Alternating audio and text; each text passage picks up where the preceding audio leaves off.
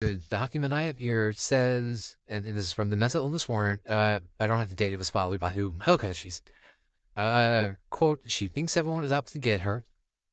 Also, she thinks her life is in danger all the time. And then I have some stuff in between there. There, I pick up the quote again. She gets into complications with someone and they threaten her. So at that time, it states that your niece filled out the mental illness warrant that ultimately brought you to our facility on that date, March 13th. So your niece or someone staying to your niece, according to the notes, were brought in by the police department after calling the police reporting suicidal ideation. You were assessed. You, from documentation I have here, stating, again, just stating documentation, all I have. Okay, so I just want that known. It states that, it was you stating you wanted to be admitted, that you didn't plan to follow up with Metro Care because, quote, they can't help me with housing and people stalking me. The patient reported that she would like an environment for being suicidal. And, quote, I would like to be put in a safe environment, end quote. Despite claims of wanting treatment, patient reported that she isn't interested in taking any medications and that even if she were to do so, she reported that she does not plan to follow up outpatient and Metro Care because, quote, they can't help me with housing and people stalking me, end quote. She was unable to identify how being admitted would change her situation in any meaningful way and became increasingly frustrated, saying, quote, I've been in the hospital for weeks, sometimes months, but now that I'm trying to be admitted, the whole policy changed, end quote. She then was upset at social worker telling social worker that it's their job to find her stable housing. She was unwilling to consider talking about 40 homes upon previous encounter or currently only saying that she needs to be in the hospital. Patient was eventually able to discuss shelter options, being informed that the Salvation Army is next door. Patient then stood up, ending the interview, saying she wanted to leave because, quote, you're discharging me anyway, end quote. Asking her names and attempting to get her phone and record staff, she was able to be redirected and then demanded a ride to the shelter from the police officer and intake. This is the patient's third visit to the ED in the past 24 hours. I spoke with the officers that brought the patient to the hospital. They stated she was at Salvation Army endorsing SI. Patient was unwilling to participate in a meaningful conversation with them and continued to yell statements about being suicidal and being refused care, so she was placed under emergency detention and brought to the hospital. On assessment, patient states, quote, you again, end quote. When I came to assess her, she continues to state that she's being refused care. She states that she went to the Salvation Army but was told they were full. When the police came, patient states she asked them not to bring her to apartment, but they did. Continues to endorse SI in the context of homelessness and wanting the place to reside. No report of HI or auditory visual hallucinations on assessment. Past psychiatric history, which was done per a chart review, according to the note. Prior psychiatric diagnoses are unspecified psychosis, reported paranoid schizophrenia, delusional disorders. Past suicide attempt, denies. Prior psychiatric hospitalizations, date, location, JPS, 2923 to 21623, 17 West, May 2021. Clinical follow-ups, none. Past psych medications, hydroxyzine, Haldol. They will act in manners that will get her brought back to the hospital. For example, threatens to go to the lobby and overdose or cut wrists at intake. States she will continue these actions until her needs are met. However, she refuses to make any efforts to help her needs get met. For example, she was offered a period of time to make calls to secure self-placement at a boarding home, but patient refused. Instead, upon discharge, she will begin to video staff on her phone and state she is being refused care and they wouldn't allow her to use the phone to make any calls. She is also noted to be saying she was never offered resources, although she was. After patient's second discharge, she can be heard asking to be taken to PBH.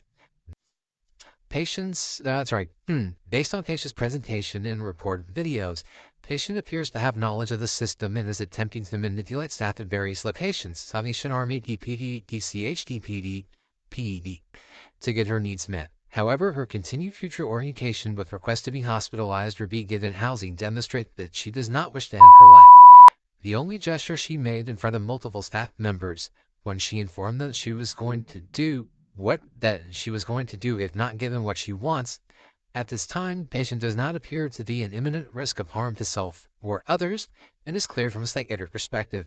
Further prolonging her hospitalization at this time will reinforce her maladaptive behavior and further increase her chronic risk. Patient cleared from a psychiatric perspective. It seems like that you've been with you help for a very, very long time, and it's been thwarted in multiple different ways. Well, I don't think we even need to get the legal system involved because I'd rather be, I'm more concerned with that. I'm curious what happened that you found yourself in this situation. I'm not blaming you. I am simply trying to understand. Well, I'm just carpet. I understand there's a great deal that's gone on prior to our meeting here. My question now is, what is the one tangible thing I can do to help you? Have you ever questioned as to why you were the one this is all done to? I've read that why me question. I was going to state that from where I sit here, there's a lot that has gone on in life. And I believe that the most appropriate diagnosis you need criteria for right now is unspecified psychotic disorder with a heavy lean towards basically rule out schizophrenia. I believe that you have a prolonged persecutory delusion and that the lack of adequate medication for whatever reason has unfortunately resulted in this persistent state of this believing that you're being persecuted again and again. I believe that the idea that every person you come into contact with is meaning you ill harm, Miss Clark, I believe that you have a psychotic illness, of which one I couldn't determine right now. I believe that you would benefit from medication like Haldol, Risperdal, or numerous others. However, I can't make a formal recommendation. I would like your constant illusions that you're being persecuted persistently over and over again, no matter where you go, no matter what you do. I think because this state has persisted for so long that, well, I think unless you're willing to entertain the idea of taking antipsychotic medication, that no, I'm not getting clarity because I can pull up the videos right now. What are you saying is not really happening?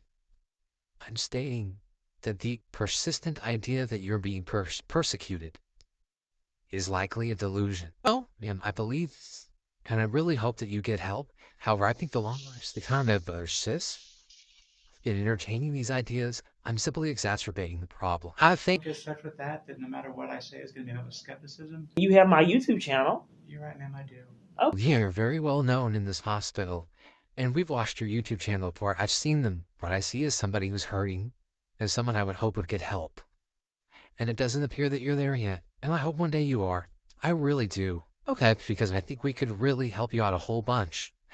Man, again, I believe that me persisting in having you repeat the same line of thought repetitively again and again is simply just exacerbating what I believe to be the underlying condition.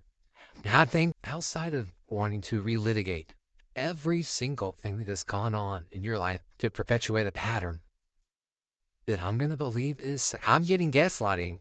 This gaslighting believe is real. Why let me give you the videos? I can show you the videos right now. Man, this is an emergency room. I'm offering you to go to the psychiatric extended observation unit. But you're slandering me and ruining my hospital stay by slandering and covering for the government's crimes so they don't get accountability while several officers are guarding this hospital stay on camera footage. I'm asking the yes and no question. Do you want to sign in voluntarily to the check? But it's already compromised. I will, but my hospital stays are repeatedly compromised with slander and malpractice lawsuits for saying real and true events are delusions and corruption. It is a yes or no question I'm asking. If they wrote it in your chart, I have every reason to believe it is accurate. I did not say you are highly mentally.